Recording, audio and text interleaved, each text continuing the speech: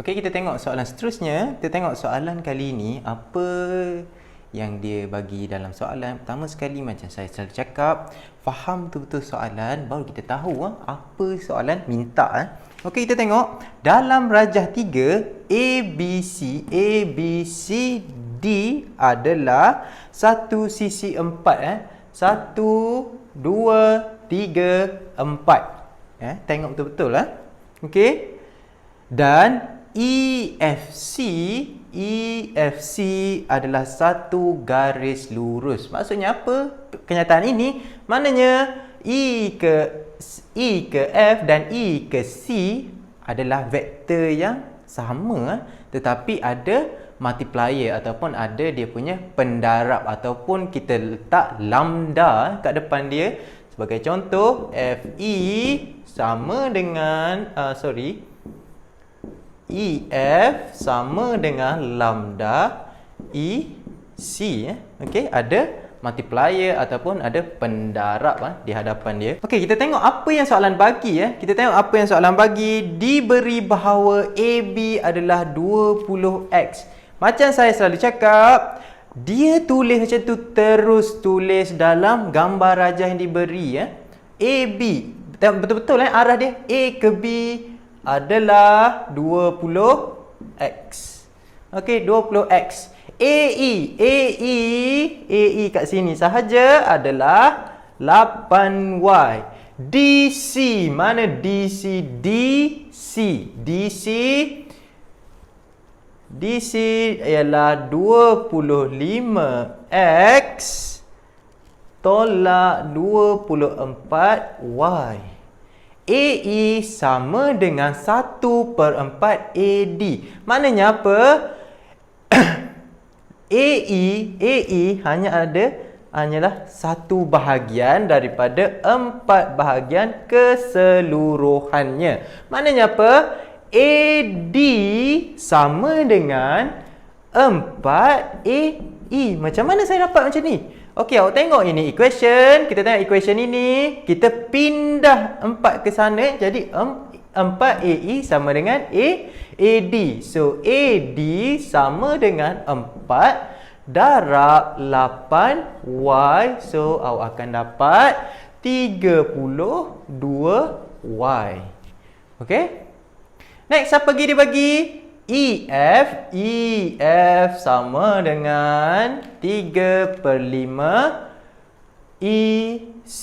Maknanya EF ini ada mewakili 3 bahagian daripada 5 bahagian keseluruhannya daripada E ke C. Okey, terus tulis macam tu. Okey, buat macam ni. Okey, untuk guide awak, untuk minimizekan chance ataupun peluang untuk awak buat mistake, silly mistake yang kalau awak tersalah buat di awal-awal soalan, dia akan bagi efek kepada soalan seterusnya. Okey, ini ialah antara problem yang dihadapi oleh student untuk section B kertas 2. Okey. Okey, seterusnya kita tengok soalan apa soalan pertama minta. Soalan A, ungkapkan dalam bentuk X dan Y bagi BD. Daripada B nak pergi ke D, kita ada 2 jalan. Yang pertama BC/CD. Okey, BC kita tak tahu, so jangan pakai jalan tu, jangan menyusahkan hidup kita. So, menyenangkan hidup anda, guna jalan yang sudah ada vektor BAD. Okey, AD dah cari tadi ni. Okey, sebelum start jawab soalan, kalau boleh dapat cari apa dia AD ataupun FC atau FE, terus cari, terus tulis siap-siap supaya dia mencepatkan kerja kita. Okey. Okey, soalan pertama minta A1 minta BD. Okey, BD. So BD lalu mana? BA tambah AD. Okey, BA sama dengan BA, AB 20x. BA opposite direction, arah berlawanan, akan dapat negatif 20x tambah AD. AD kita dah kira tadi, iaitu 32y. Okey, terus dapat. Okey, senang saja. Seterusnya soalan A2 minta kita cari EC. EC mana EC ya? EC. Okey. Sekarang ni kita tengok jalan apa yang kita boleh lalu untuk EC. Pertama sekali kita boleh lalu atas, okey? Semua vektor ada, kita boleh cari. ED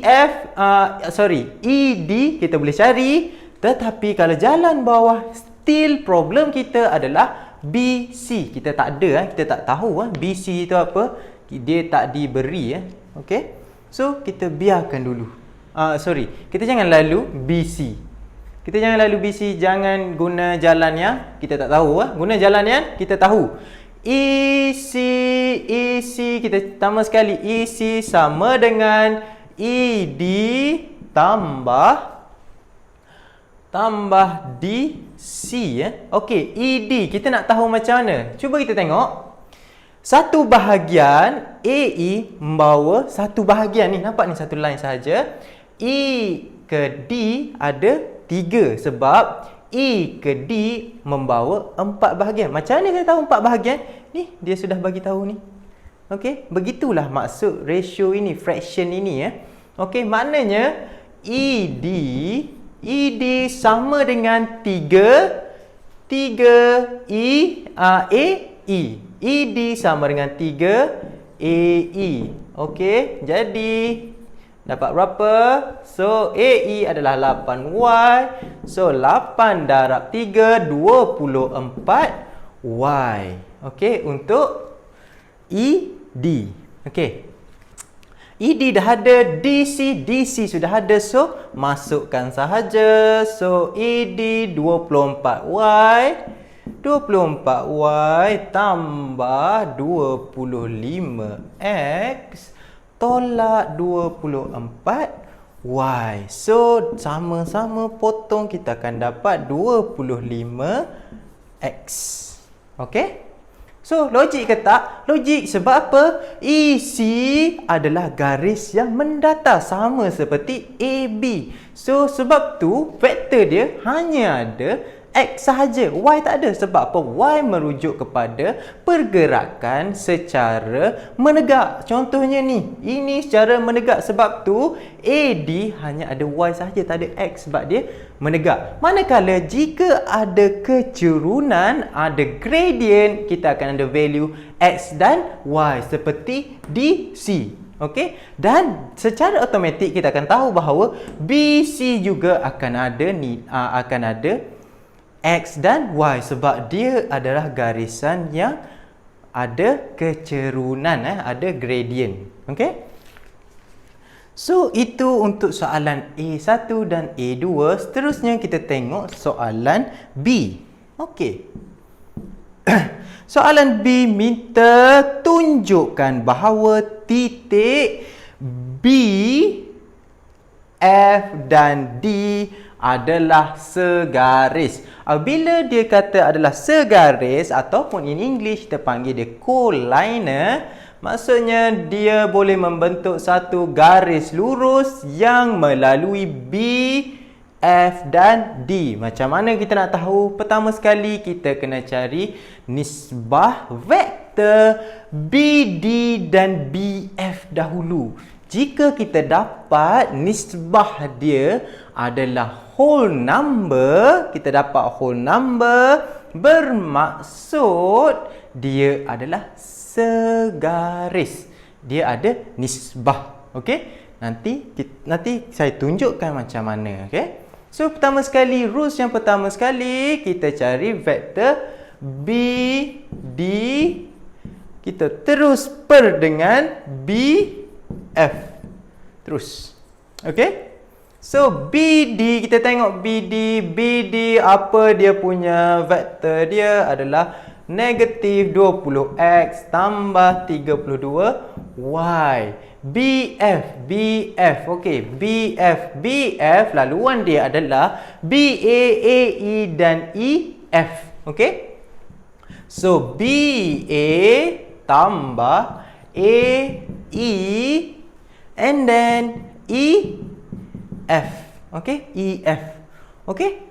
So seterusnya kita masukkan, okey, ada dua cara sama ada anda terus kecilkan, factorizekan vektor BD ataupun kita biarkan dulu. Okey. Bagi saya biarkan dulu biar je duduk atas tu macam tu Okey.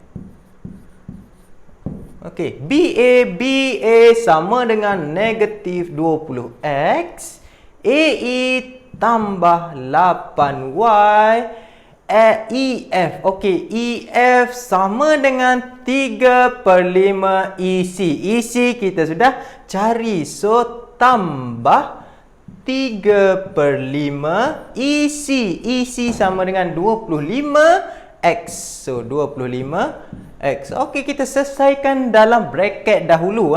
Okey, ini satu. Ini akan jadi 25 bahagi 5. Kita akan dapat 5 kita dapat 5. So selesaikan equation, buat satu-satu, jangan gelojoh, jangan nak laju supaya anda tidak buat silly mistake okey.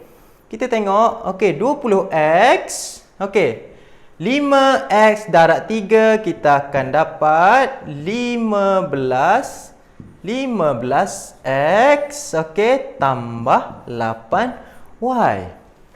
So kita tengok kat sini, negatif 20x tambah 32y.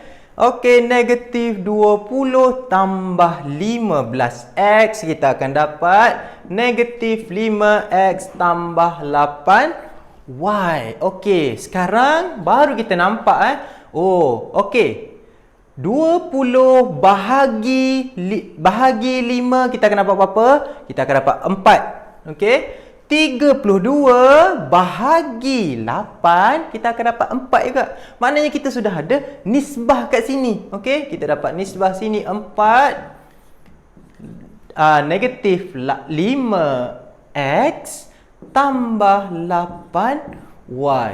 Okey, dan kat sini adalah 1 negatif 5x tambah 8y. Benda sama kita boleh potong sahaja Bermaksud ratio dia, apa yang kita dapat kat sini ialah BD bahagi BF sama dengan 41. Bermaksud titik BF dan D adalah segaris. Sebab apa segaris? Sebab kita kira tadi kita dapat hasilkan nisbah dia, iaitu 41 nisbah BD kepada BF. So BD nisbah BF sama dengan 4 nisbah 1.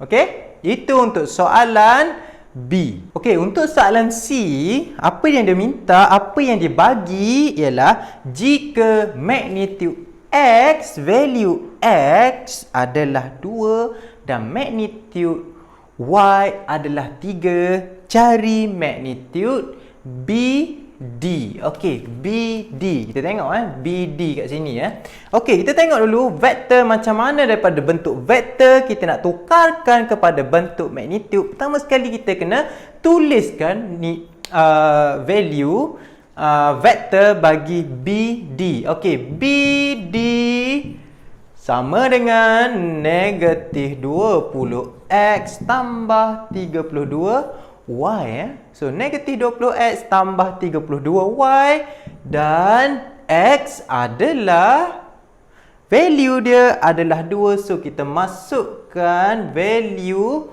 x dahulu. Value x, tulis satu-satu, tulis macam ini Okey. Untuk dapatkan magnitude BD. Okey. Apa yang saya nak highlightkan di sini ialah anda perlu berhati-hati kat sini. Jangan masukkan terus nilai dia dan tambah macam tu sahaja. Salah Sebab apa? X ini bermaksud value yang mendata, horizontal value dia. Horizontal value dia. BD iaitu daripada B ke A. Ini B ke A. Okey, sebab dia adalah AED adalah satu garis lurus Okey, B ke A. Ini adalah value dia. Value sini adalah negatif 20x. Okey. Ini B. Dan kita naik atas, ini D. Dan yang naik atas daripada A ke D ini adalah 32y. Okey, 32y. So, macam mana kita nak kira magnitude dia? Guna teorem Pythagoras Okey, teorem Pythagoras sebab apa? Sini adalah 90 degree. Kita nak cari value BD. Straight BD daripada B ke D. So, guna teorem Pythagoras. Pertama sekali BA value dia adalah sini negatif 20 darab dengan 2, kita akan dapat negatif 40. Yang ini 32, kita darabkan dengan 3, kita akan dapat 96. So BD teorem Pythagoras menyatakan BD square sama dengan BA square. Magnitude dia, BA punya magnitude adalah 40 negatif 40 tambah dengan AD. Magnitude bagi AD adalah 96 So BD square root negatif 40 square tambah 96 square, kita akan dapat 104. Okey, itu adalah magnitude vektor B daripada B pergi ke D. B ke D melalui BAD. Saya ulang sekali lagi, jangan tersalah langkah.